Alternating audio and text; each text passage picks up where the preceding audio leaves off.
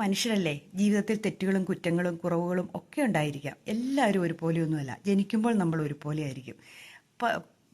ജനിച്ചു വളർന്ന് വലുതായി വരും തോറും നമ്മൾ മറ്റുള്ളവരെ കണ്ടാണ് ജീവിക്കുന്നത്. അപ്പോൾ പിന്നെ നമ്മൾ വേറൊരാളായിട്ടാണ് ജീവിക്കുന്നത്. നമ്മുടെ യഥാർത്ഥ സ്വഭാവങ്ങൾ നമ്മൾ പലപ്പോഴും മാറ്റിവെക്കും. അപ്പോൾ നമ്മൾ മരിക്കുമ്പോൾ നമ്മൾ വേറൊരാളായിട്ടാണ് മരിക്കുന്നത്. കാരണം മറ്റുള്ളവരാണ് നമ്മൾ. മറ്റുള്ളവരെ പോലെ ആകണം, മറ്റുള്ളവരെ പോലെ ജീവിക്കണം, അതുപോലെ ആയിരിക്കണം എന്നുള്ള ചിന്തകളൊക്കെ നമ്മുടെ ഉള്ളി വരും. അതെല്ലാം മനുഷ്യർക്ക് ഉള്ളി വരുമെന്നേ, അല്ലാണ്ട് ഇന്നവർക്കൊന്നൊന്നുമില്ല.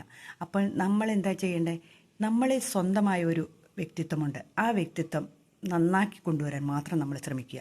നമ്മൾ ആണോ അതായിരിക്കാൻ ശ്രമിക്കുക. നമ്മളുടെ സ്വഭാവം എന്താണോ അതിൽ നിന്ന് എന്തെങ്കിലും നല്ലത് നമുക്ക് മറ്റുള്ളവർക്ക് ചെയ്യാൻ പറ്റുമെങ്കിൽ ചെയ്യുക. നല്ല കാര്യങ്ങൾ ചെയ്യുക. നമുക്ക് ജീവിക്കാനുള്ള കാര്യങ്ങൾ ചെയ്യുക. അല്ലാതെ മറ്റുള്ളവരെ നോക്കിയിട്ടൊന്നും ഒരു പ്രയോജനവുമില്ല. നമ്മൾ സാമ്പത്തികമായിട്ടും മാനസികമായിട്ടും തകരുമെന്ന് മാത്രമേ ഉള്ളൂ. നമ്മളിൽ ഉള്ള സമ്പാദ്യത്തിലും നമ്മൾ ഉള്ള കാര്യങ്ങളിൽ നമ്മൾ സംതൃപ്തരാകുക. ഒരാളുടെ സൗന്ദര്യം കണ്ടിട്ടോ, ഒരാളുടെ വസ്ത്രങ്ങൾ കണ്ടിട്ടോ, ഒരാളുടെ സാമ്പത്തികം കണ്ടിട്ടോ, അവരുടെ ജീവിത രീതി കണ്ടിട്ടോ, അവരുടെ ഭർത്താവിനെ, മക്കളെ, ഭാര്യനെ ഒക്കെ കണ്ടിട്ടോ ഒരു പ്രയോജനവുമില്ല. നമ്മുടെ വീട്ടിൽ എന്തുണ്ടോ അതുകൊണ്ട് നമ്മൾ ജീവിക്കുക. അതിൽ സമാധാനം കണ്ടെത്തുക. അവരെ ചേർത്ത് പിടിക്കാൻ ശ്രമിക്കുക. മറ്റുള്ളവർക്ക് വേണ്ടിയിട്ട് ഒത്തിരി കാര്യങ്ങൾ ചെയ്തുകൊണ്ട് നടക്കുന്ന ഒത്തിരി മനുഷ്യരുണ്ട്. പിന്നീട് കുടുംബത്തിൽ പ്രശ്നങ്ങളാകുന്നവരുമുണ്ട്.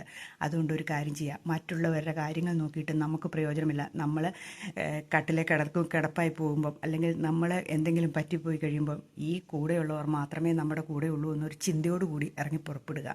അവരെ ചേർത്ത് നിർത്തി അവരുടെ പ്രശ്നങ്ങൾ എന്നാന്ന് ചോദിച്ച് മനസ്സിലാക്കാൻ ഈ 2026 നമുക്ക് സാധിച്ചാൽ നമ്മൾ ഭാഗ്യവാന്മാരാണ്. കാരണം നമ്മുടെ വീട്ടിലുള്ളവർക്ക് എന്തെങ്കിലും പ്രശ്നങ്ങളുണ്ടോ, അവരിൽ എന്തെങ്കിലും കുറവുകൾ സംഭവിക്കുന്നുണ്ടോ, അവരെന്താണ് ഇങ്ങനെ നമ്മളോട് പെരുമാറുന്നത്, അല്ലെങ്കിൽ അവരെന്താണ് നമ്മളെ മനസ്സിലാക്കാത്തത് എന്നൊക്കെ നമുക്ക് സ്നേഹത്തോടു കൂടി ചോദിച്ച് മനസ്സിലാക്കാൻ ഒരു മനസ്സ് വയ്ക്കുക. അപ്പോൾ അവരിൽ നിന്ന് വരുന്ന വാക്കുകൾ എന്താണെന്ന് മനസ്സിലാക്കി, അത് അല്ലാതെ ചോദിക്കുമ്പോൾ തന്നെ പൊട്ടിത്തെറിച്ച് രണ്ടും രണ്ടാക്കി വാക്കുകൾ മുറിഞ്ഞു പോകുന്ന അവസ്ഥയിലേക്ക് ആകാതെ ചേർത്ത് നിർത്തി ചോദിച്ച് മനസ്സിലാക്കി അതിൽ തെറ്റുകൾ കുറ്റങ്ങൾ ഉണ്ടെങ്കിൽ തിരുത്തി മാപ്പ് പറയേണ്ടടുത്ത് മാപ്പുകൾ പറഞ്ഞാൽ ആ ബന്ധം കൂടുതൽ സന്തോഷമാകും.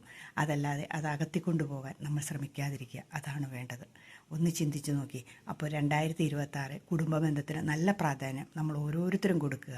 നമ്മുടെ കുടുംബമാണ് ഏറ്റവും വലുത്. കുടുംബമില്ലെങ്കിൽ നമ്മളൊന്നുമല്ല.